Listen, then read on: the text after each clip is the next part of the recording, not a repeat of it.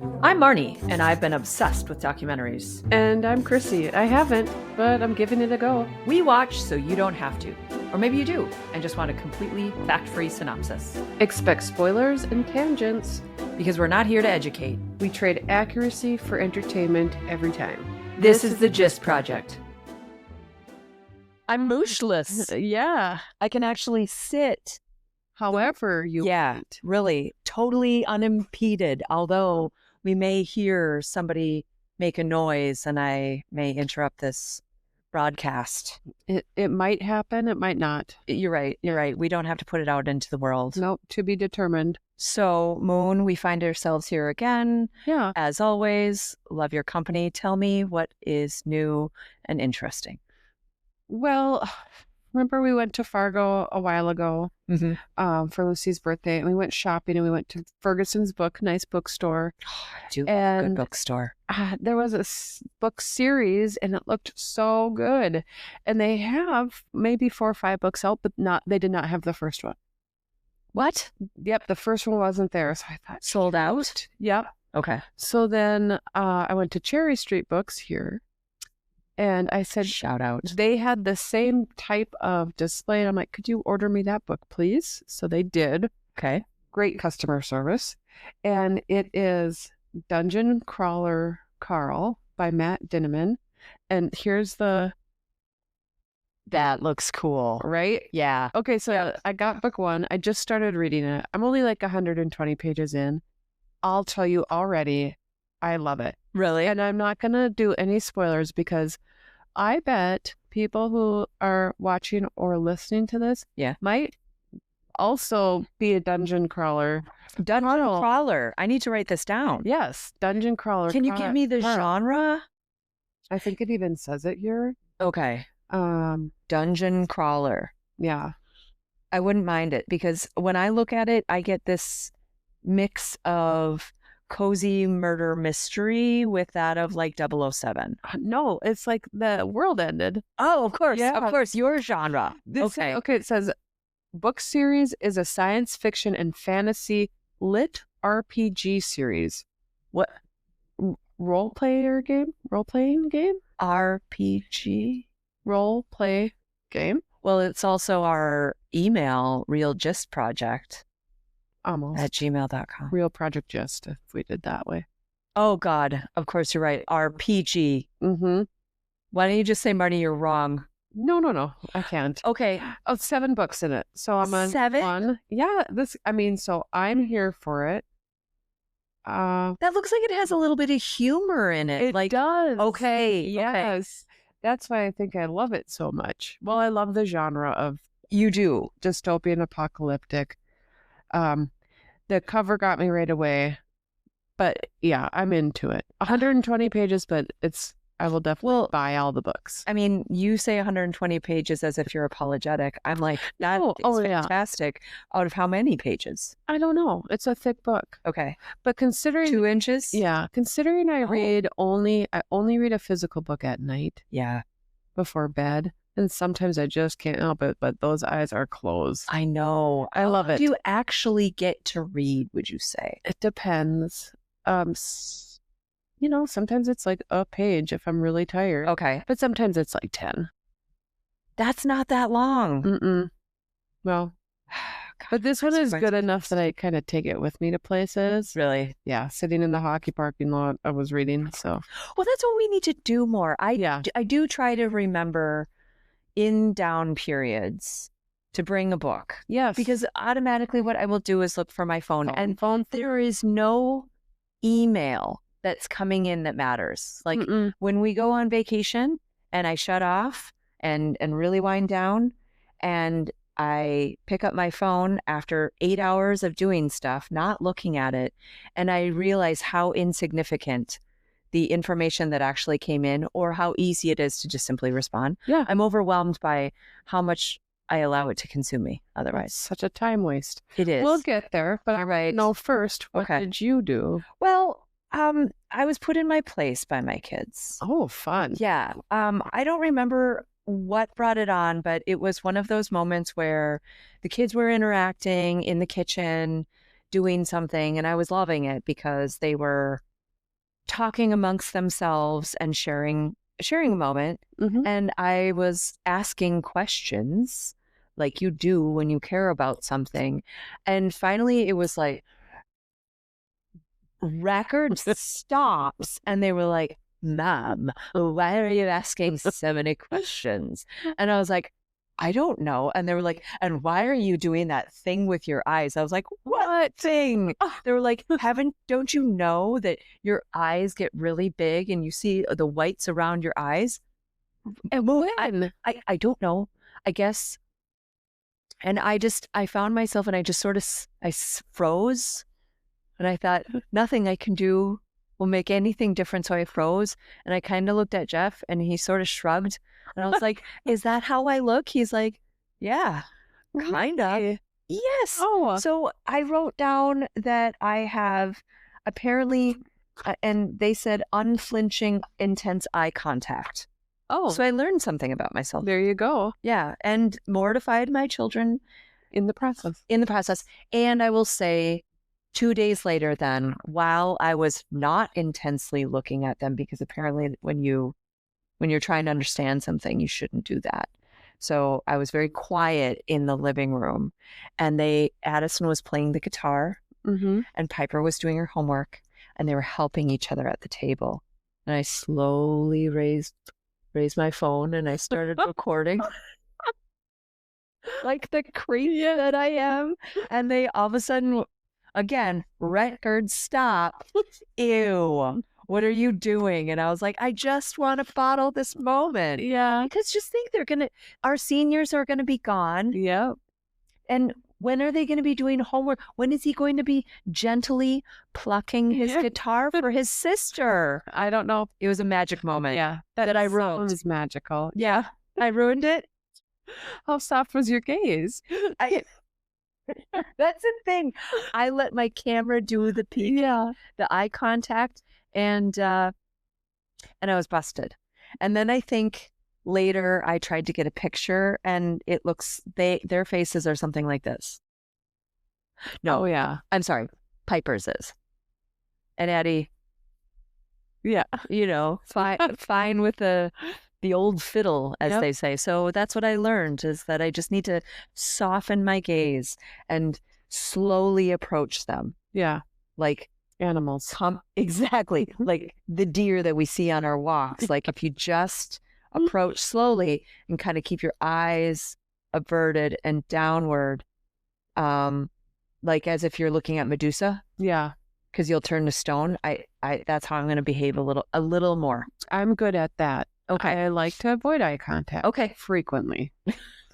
And it often looks like, yes. Okay. It often looks like I'm staring at chests because I just do a little downward shift. Chests. Yeah. Okay. Like, yeah.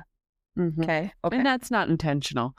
Now that we're talking about eye contact, now I'm terribly uncomfortable. Okay. With our eye contact. I know. And I'm sorry. I don't. And apparently that's a thing. No, okay. So not generally uncomfortable with your eye contact. I am not agreeing with your family. Thank you. I'm just saying because we're shining a light on. Yeah. Now you're thinking and I'm about saying, it. Normally I don't do a lot of eye contact. Right. I'll do it hopefully enough. I happen to enjoy your eye contact. Well, I think it's good. great. Yes. I just don't stare into my soul. I will not stare into your soul. It is an art when you are in the town in which we live. We live in a small town, Midwestern United States. And, you're going to run into somebody at Target. Yep. You're going to run into somebody unless you find that Lysol fascinating. And you're going to, run in or run away. Yep. Fight or flight. Yep. And there's also Target pickup if you are not in the mood for making eye contact. Yeah. But we can tackle that as maybe one of our topics. Maybe that could come back to, like, last week's episode was Orgasm Inc. We were talking about cult and maybe business idea. We could find ways to either make eye contact more enjoyable or find ways to avoid it. Although I think that social media does a pretty good job of that already. Yes, we're avoiding eye contact galore. Yeah. Yeah. Well, that kind of brings us into a little bit about this documentary this week. Yeah, because if you do want to avoid eye contact, what do you pull out? that darn phone. You sure do. Yeah. You sure do. You look down. But before we go there, and on that note, well, tell us the name, and then we've got to talk about that tile. Yeah. I have thoughts about that. Oh, yeah. Oh, yeah. So this was Unknown Number, the High School Catfish. Okay. Watched on Netflix, and it didn't say, gosh, I might not have gotten my years correctly, but the texting from the unknown number began in 2020. Agreed. October of 2020, because it was around that Halloween party. Yeah. That was our only timestamp. However, for our audience, and when I heard about this, it was one of those things like, have you seen it? And no spoilers, please, kind of a thing. So like the whole premise around this is just one big spoiler. So please watch it and then come back, or don't be mad because we're going to spoil the shit out of it. Yeah. Because we can't help it. Yeah. Well, it's just one big blue ball show, and then boom, it's out. Yeah. And once you know, like, did you know what it was before you watched the show? I've got to tell my truth. Do it. So it was Piper's birthday the night before I was going to watch it. And the girls were leaving. So it was a sleepover party, and they watched it the night before. Oh. And one of them kind of truth bombed a little. Yeah. Using a word. So I chose to go into watching it not knowing in which word it would apply. Yeah. Does that make sense? We're going to get there anyways. We will get there, but so you'll know what I mean. We'll build it up. Yeah. And we'll give it some a good course. 15-minute up, down. Yeah. On stroke. Because that's in the upper left-hand quadrant. Exactly. Okay. So tell me about your first impressions of the tile. Okay.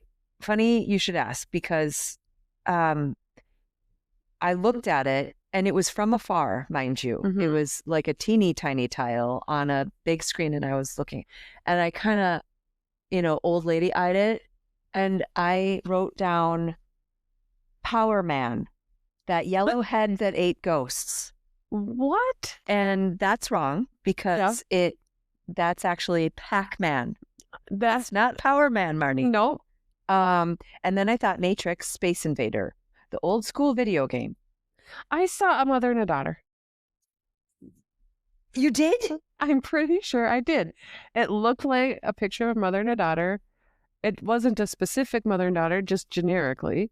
Was there a surrounding Matrix with a Power Man going did you see any of it? Seemed Matrix-y. Okay.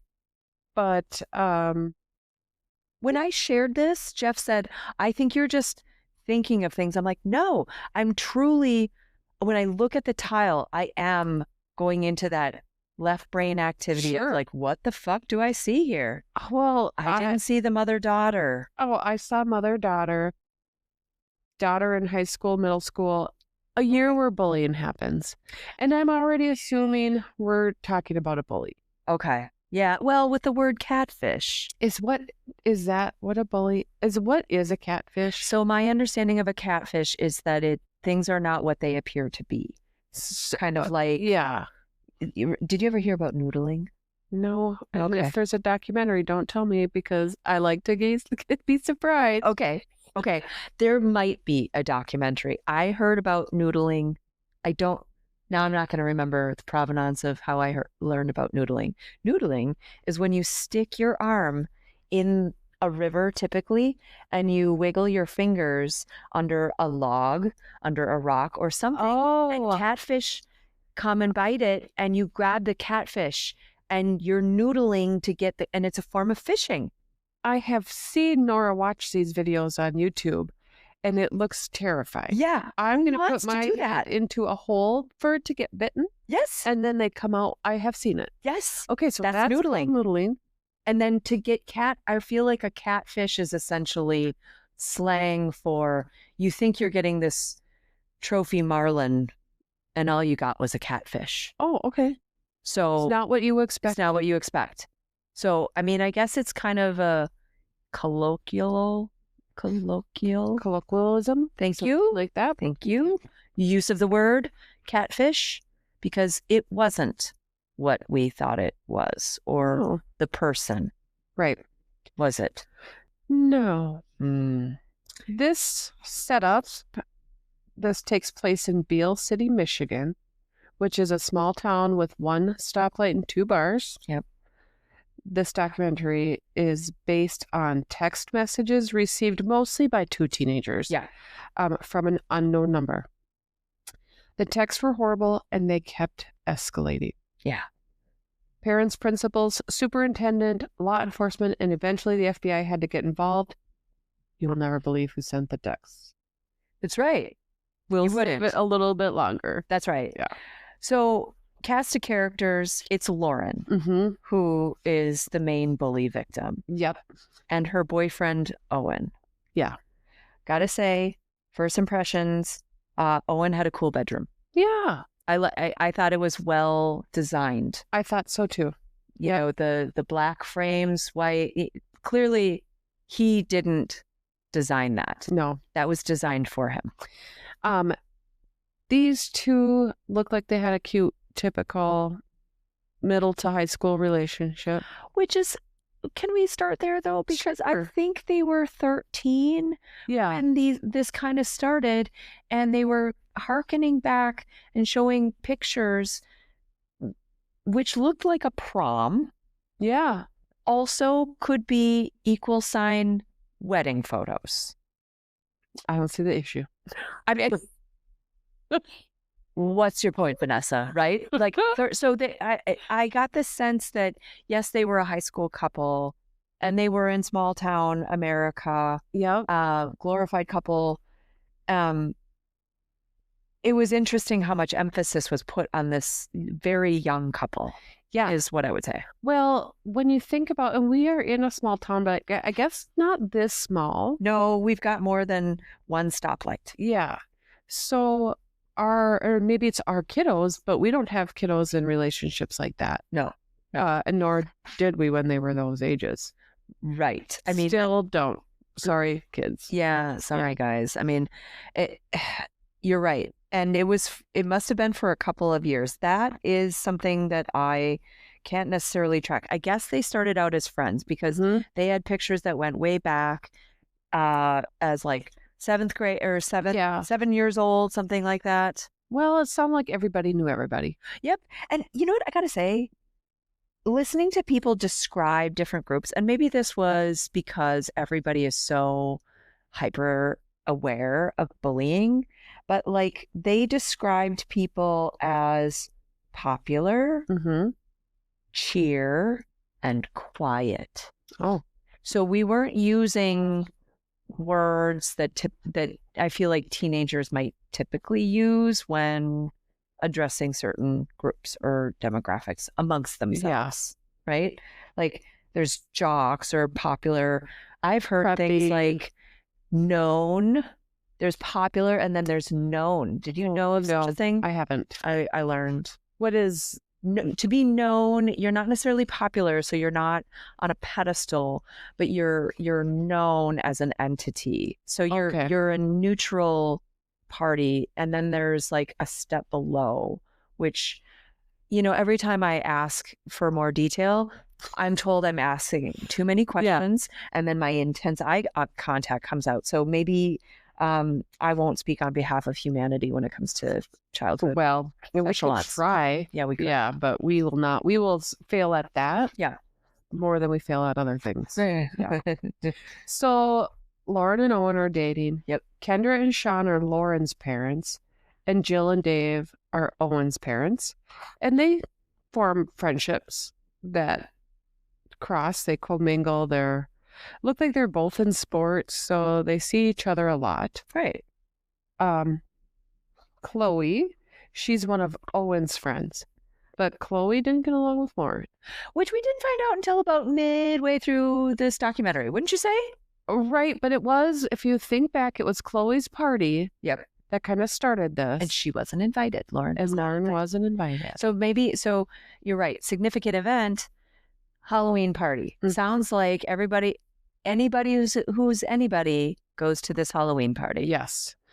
Parents included. Yeah. Right? It was a big deal. Yeah. Yeah. Do you think they allow underage drinking at this thing?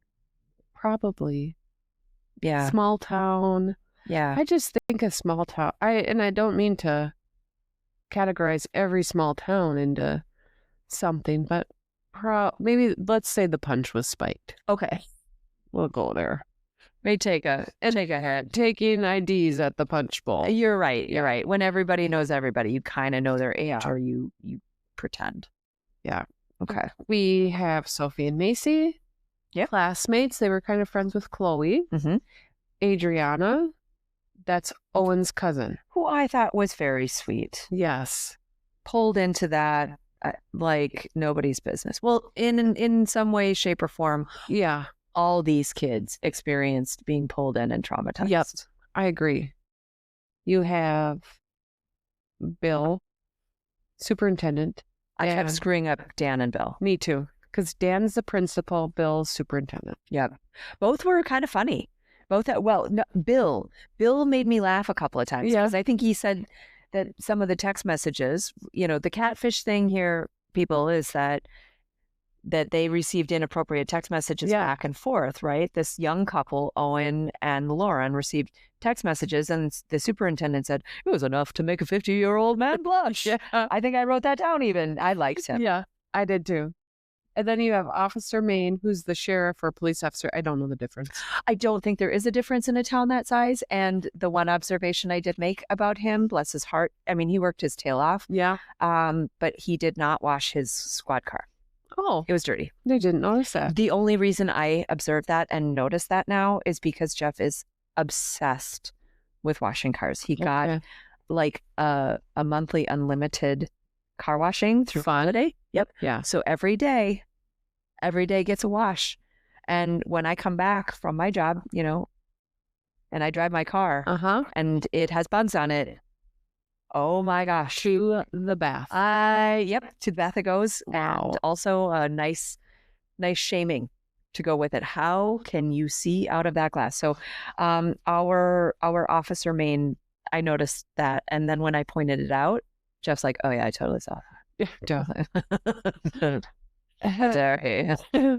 And Brad, FBI. Yeah. Brad comes in. Yep. Brad, now, I know we're going to get to some of the root of the things, but I'm going to make an observation among our cast of characters. Yeah.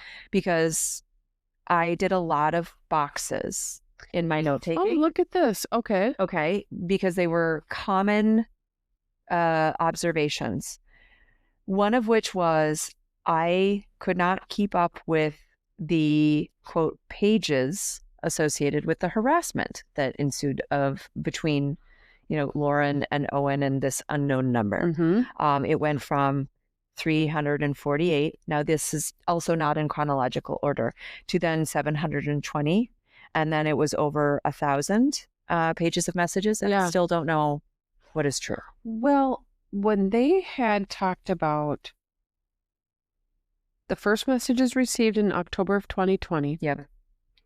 Right around the time of Chloe's Halloween party. Mm-hmm. And then there was like a break of 11 months or so. Yeah. And then these messages began again, and they said sometimes 40 to 50 messages a day. Yeah. And if we can just net out for a hot second, like what these messages were about.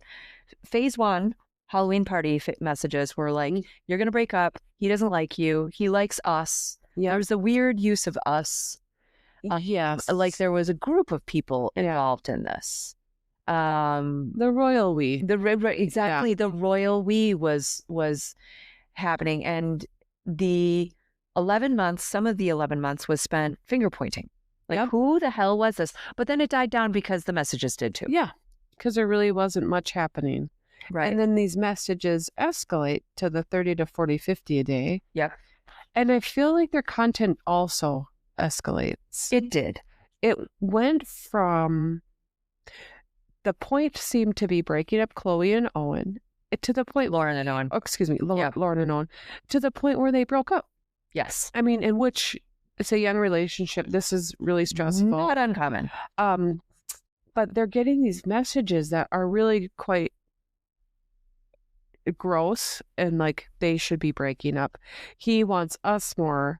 And I feel, did they say pussy in this too? They sure did. There were lots of, and there were, I mean, the I know there's shorthand in texting. Yeah. And some, like, my kids know well enough to not do that with me. The most they get by with is "you are," and I hate that.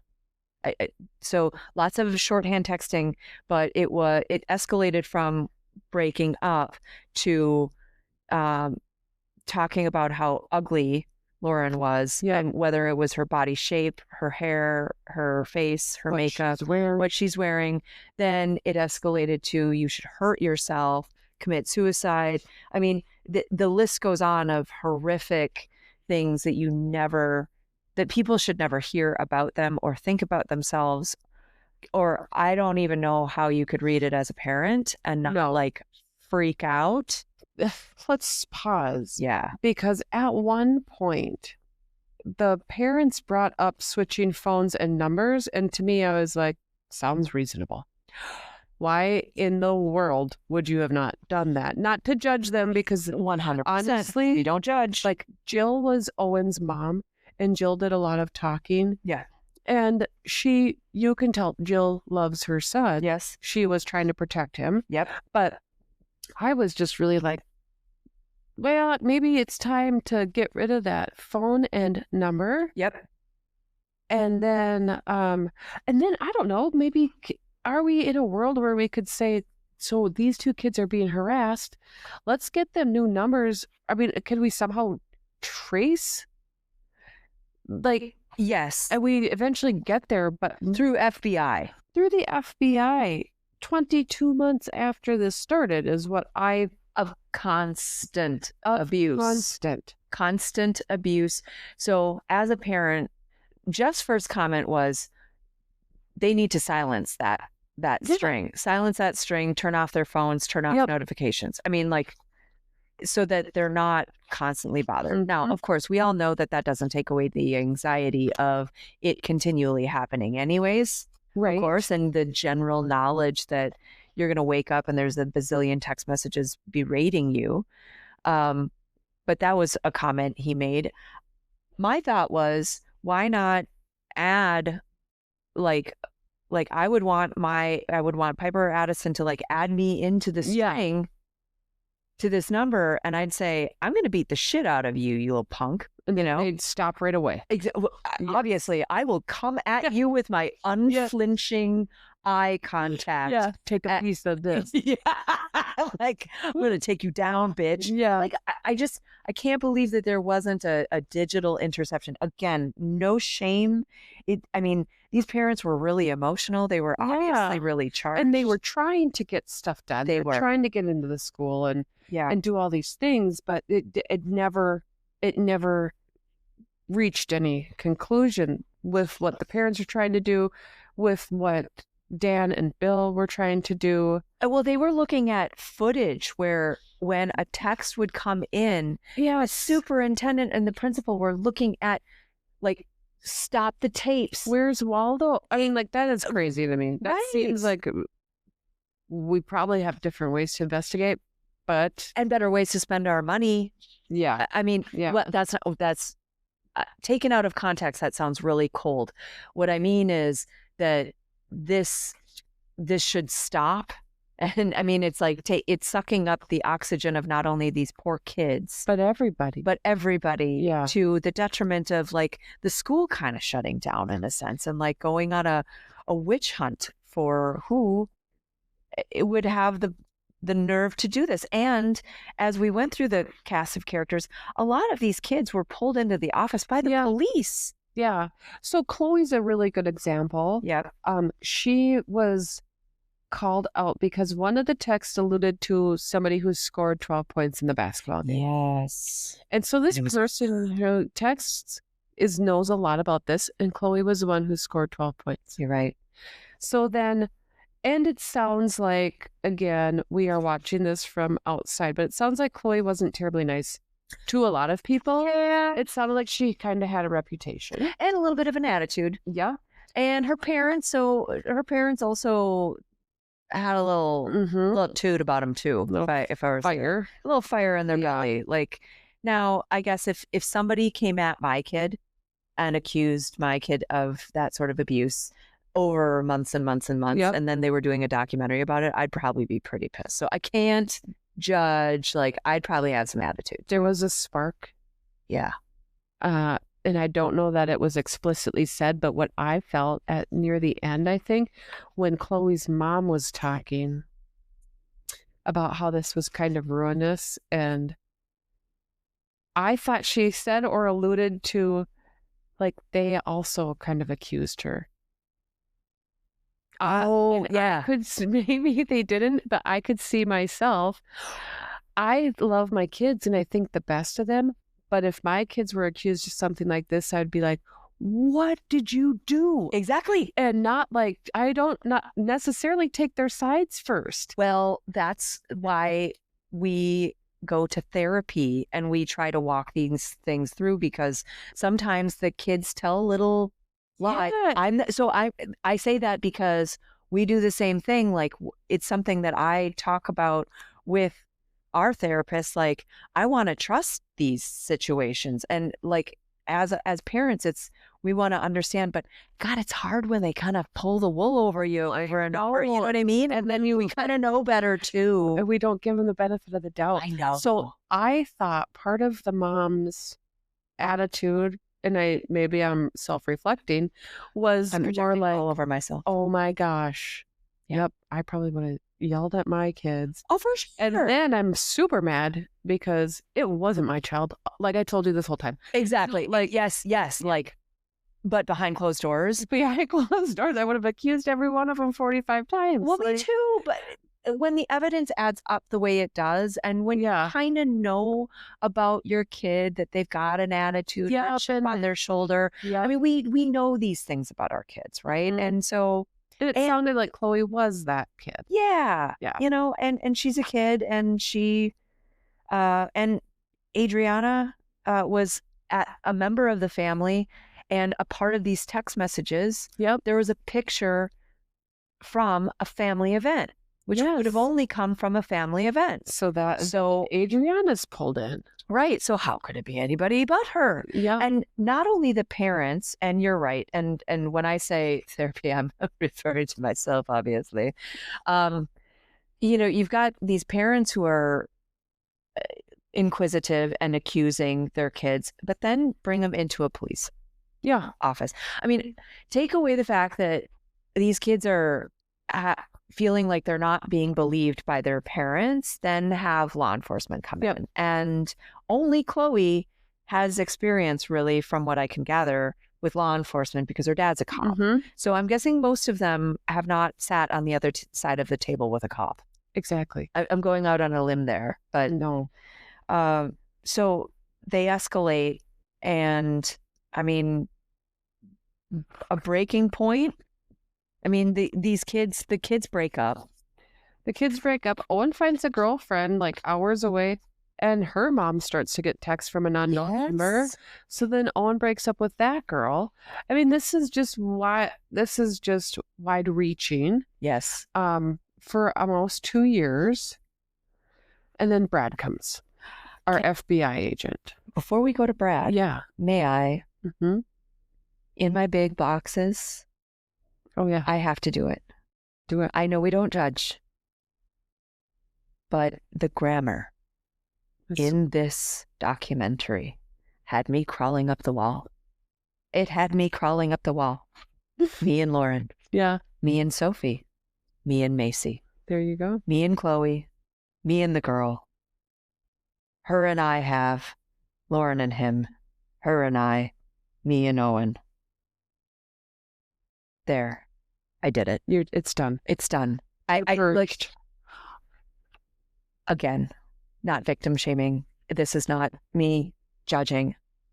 Grammatically, I feel like we are changing our language. English language is changing. And I hear it from the kids, me and him, all the time.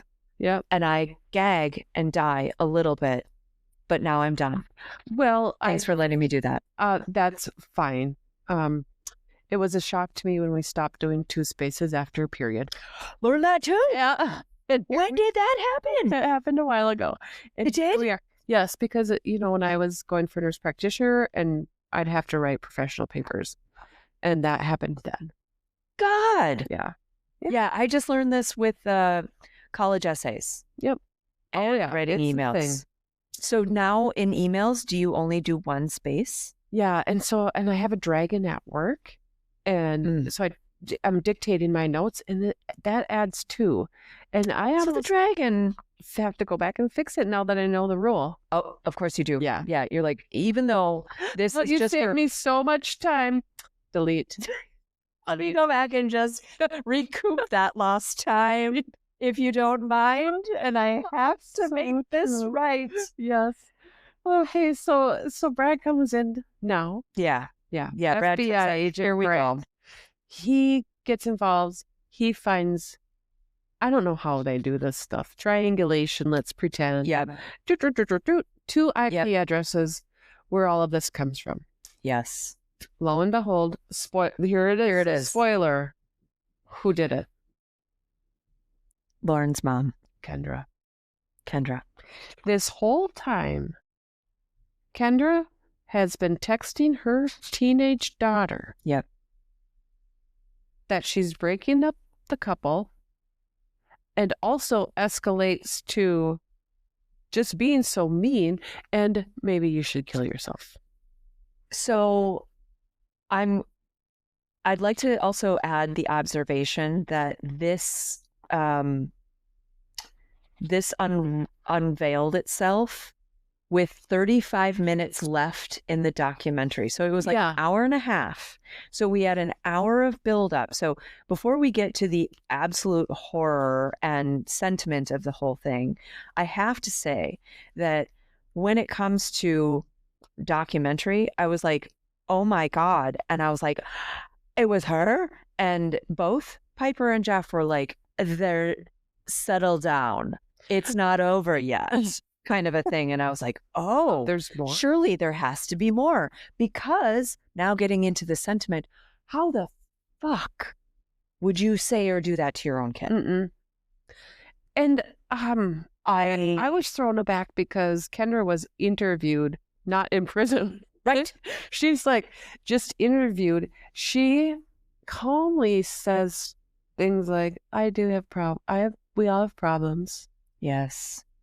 And I'm like, yeah, we all do have problems. Yeah. Most, none of which make me want to text my kids on an unknown number, encouraging them to commit suicide.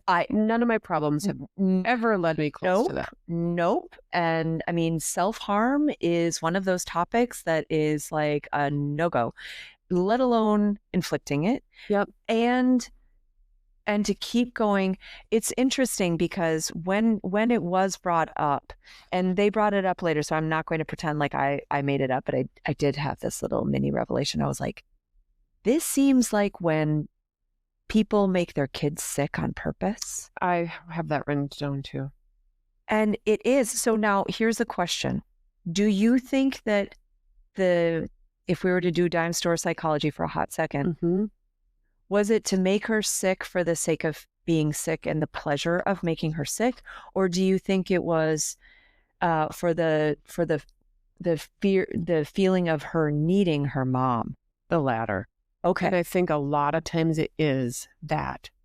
Oh, it's such a disgusting behavior. It really is. So bad. But I think that she did that so she could provide comfort to her daughter. I mean, look, mental illness is a thing. Yeah. So she served time in prison for her counts of what were the counts? Stalking a minor. Stalking a minor. 2 counts. Prison for 18 months. Okay. So look, I don't mean to dive into necessarily how to treat people like Kendra. However, I do think that there's mental illness here that is wildly unchecked. So going to prison, yes, you deserve that prison sentence for all the reasons of the law.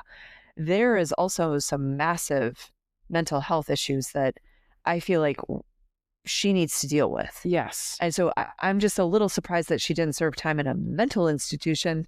Right. In addition, or on top of, or Well, While now Kendra and Lauren cannot see each other right now. is that helping the world though? No, but I feel like there must be some stipulation or regulation or something in addition to that prison thing, because it does sound like Lauren would like to see her mom. Here's the thing, and I think we talked about this a little bit in the Orgasmic, Mm-hmm. which is Nicole didn't necessarily demonize her dad, because there's always this, Yeah. your dad is your dad is your dad, right? I mean, she's her mom. Yep. How do you possibly mentally decouple? I mean, it's kind of like you never truly want to go there. Yeah. It made my butthole twinge and go inside. Yeah. This was not my favorite thing to watch, Me neither. especially when you think back on all those text messages and how disgusting they were. I think that would And probably so be the rough. biggest mind Yeah. fuck of the whole thing. Yep. Is that when, whether it's the 348, 720 or 1,000 plus pages of messages, there has to at some point be, you are faced with that. Yeah. There is like a body of the text messages where someone is reading all of those, and whatever state of mind she was in, whether we will forgive it or not, like that was happening. And it's on record to your daughter. Yeah, she did it. And to Owen too. I mean, Yes. and to the families. the families and all of the kids who were blamed as Yeah. she sat there sending these. Yeah, and Knowing she was their full well. basketball coach and a community member. Sick. It was really sick. This one was sick. Yeah. I mean, parting thoughts on this one? Yeah, I mean, watch it. Well, maybe not, because we spoiled it for you. Yeah, we spoiled it. If you haven't seen it, now you know. Now Yeah. you kind of know how I felt. So when my little party was leaving, bless their hearts, and they were tired and totally disoriented. I'm sure they were up until like 5 a.m. Of course. watching that and looking at whatever they look at on their phones. But they said it was the mom.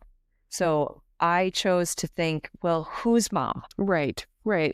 And so I knew it was a parental figure. Mm-hmm.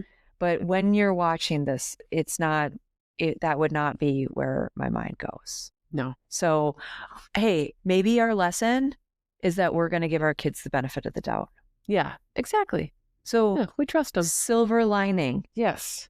We got your back, kids. Yeah, we got your back, and there's some therapy for everybody. Yeah. That it's natural and normal to probably assume that maybe if your kid's accused, maybe they did it, and it's okay to feel that way. It's okay, But then don't. but give them the benefit of the doubt. That's right. Yeah. So that is our public service announcement, and I mean, I guess that's the gist of the catfish. I guess that is. Yeah. All right. Sums it up.